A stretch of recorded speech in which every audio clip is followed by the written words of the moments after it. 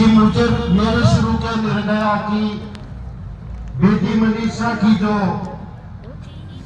13वीं तो हम कैसे कह सकते हैं, अभी दाह संस्कार नहीं हुआ है, उसी इंतजार में कमेटी बना रखी है। वो क्या फैसला लेगी वो तो बाद की बातें हैं, वो कर्म में छिपी हुई है। सरकार क्या कार्रवाई कर रही है वो तो कमेटी के सामने आ जाएगी और वो बाद में हमें पता चल जाएगी। साथियों, इसी विषय में अगर मैं बचपन से हरियाणा प्रदेश में और देश में ये ऐसे कांड देखते आया हूँ, और मैं शायद काशीराम के चेले का चल रहा हूँ, तो मैं थोड़ी सी काशीराम की कोटेशन बताना चाहता हूँ समाज में, और वो काम की चीज है और ऐसे हमें सोच बदलनी भी पड़ेगी। साथियों, मैं ज्यादा समय नहीं लेऊंगा साथियों, बस थोड़ी सी बात करके बैठ जाऊंगा। वे केवल एक सोच का विषय है। जिस सोच की सरकार बैठी है, जिन विचारों की सरकार बैठी है, वो इन बातों पर कोई सुनने की कोई हिम्मत नहीं है, और वो सुनते भी बहुत कम है।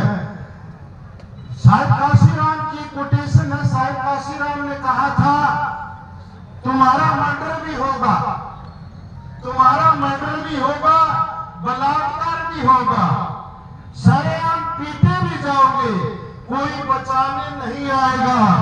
तुम लोग टोली बनाकर जमा होंगे, तुम लोग टोली बनाकर जमा होंगे, नारेबाजी करोगे और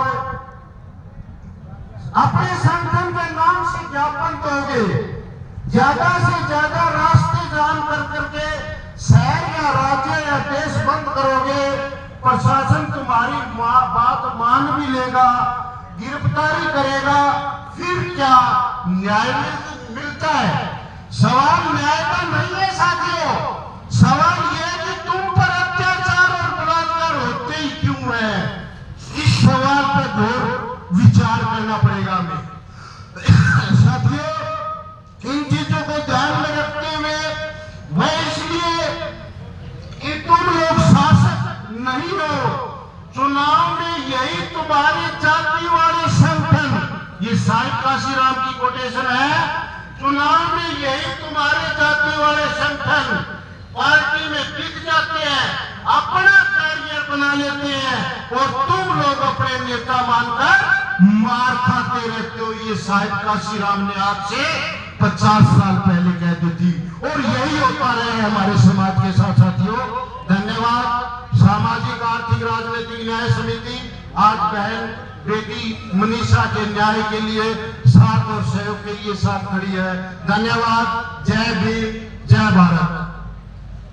धन्यवाद मास्टर जी, हमारे साथ